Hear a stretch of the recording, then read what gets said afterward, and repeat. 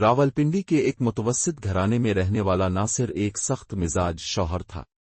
وہ ایک سرکاری دفتر میں کام کرتا تھا اور دن بھر کی تھکن کے بعد جب گھر آتا تو اس کی باتیں صرف احکام دینے، ناراض ہونے اور بیوی کی کمزوریاں گنوانے پر مشتمل ہوتی۔ اس کی بیوی سمرا ایک نرم دل اور خاموش مزاج لڑکی تھی جو سسرال آ کر سب کے دل جیتنا چاہتی تھی۔ سمرا ہر دن شوہر کا کھانا وقت پر بناتی، گھر صاف رکھتی، ساس سسر کی خدمت کرتی اور ناصر کے آرام کا خاص خیال رکھتی۔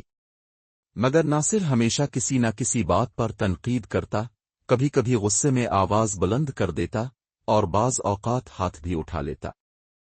سمرا خاموشی سے سب سہتی، صرف نماز میں سجدے لمبے کرتی، آنکھوں سے آنسو بہتے اور دل میں صرف ایک دعا، اللہ میرے شوہر کو سیدھی راہ پر لے آ، میں اس کی خیر مانگتی ہوں، میری عزت اور صبر کی لاج رکھ۔ ناصر کو بیوی کی دعاؤں کی طاقت کا اندازہ نہ تھا۔ وقت گزرتا گیا، دونوں کا ایک بیٹا ہوا۔ بچے کے آنے سے بھی ناصر کی سختی میں کوئی فرق نہ آئے۔ ایک دن بچے کو تیز بخار ہوا اور سمرا رات بھر جاگتی رہی۔ ناصر کو دفتر سے آ کر آرام کی طلب تھی اور بیوی کو وہ صرف ایک روتی ماں نظر آئی۔ اس نے پھر بدتمیزی کی اور بیوی کی آنکھوں میں آنسو آ گئے، مگر اس بار اس نے کچھ کہا نہیں، بس خاموشی سے قرآن کی تلاوت کرنے لگی۔ اگلے دن ناصر دفتر میں ایک عالم دین کا لیکچر سن رہا تھا۔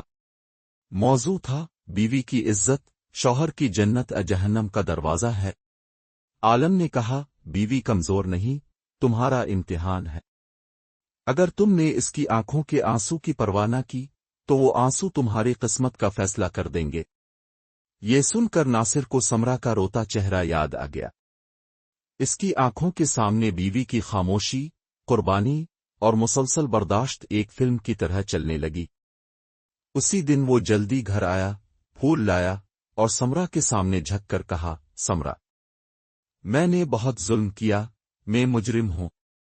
اگر تم معاف کر دو تو شاید اللہ بھی معاف کر دے۔ سمرا نے آنکھوں میں آنسو لیے صرف اتنا کہا، میں نے تو ہمیشہ اب کی ہدایت کی دعا کی، اللہ نے سوان لی، مجھے اب سے شکایت نہیں۔ ناصر نے توبہ کی، صبر اور محبت کا دامن تھاما۔ اب وہ نہ صرف شوہر بلکہ بہترین باپ اور مخلص انسان بن گیا، اور سمرا کی خاموشی جیت گئی۔ نتیجہ، بیوی کی عزت، محبت اور صبر کا بدلہ اللہ دیتا ہے۔ جو شوہر ظلم کرتا ہے وہ اپنی ہی دنیا تباہ کرتا ہے، اور جو توبہ کرتا ہے اللہ اسے عزت و سکون عطا فرماتا ہے۔